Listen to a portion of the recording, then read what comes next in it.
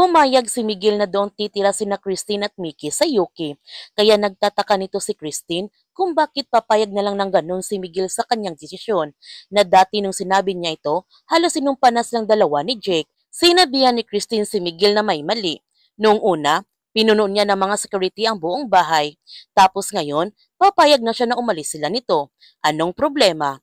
Ang sagot ni Miguel, naisip lang niya na makakabisita naman siya sa kanila at umaasa siya kung mabibigyan ng pagkakataon na maging pamilya ulit sila. Habang si Max, ibinigay niya ang kanyang pera mula sa orphanage na malapit ng magsara upang makatulong ito sa mga batang inabandona na katulad sa kanya. May kontrata na ibibigay si General Mariano para sa grupo ni Greg.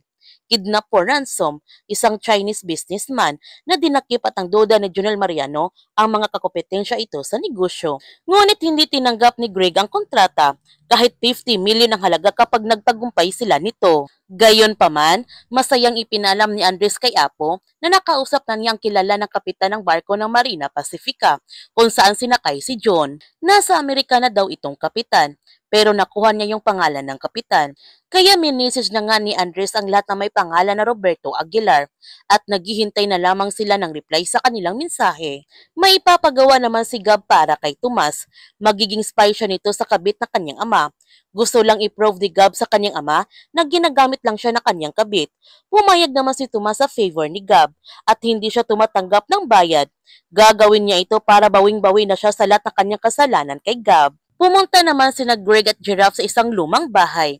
Sa kanilang pagpasok doon, nagulat na lamang si Giraffe sa kanyang nakita na may sekretong mission palang ginawa si Greg. Sinabihan ni Giraffe si Greg, kaya niya tinanggihan yung kidnap for ransom na kontrata.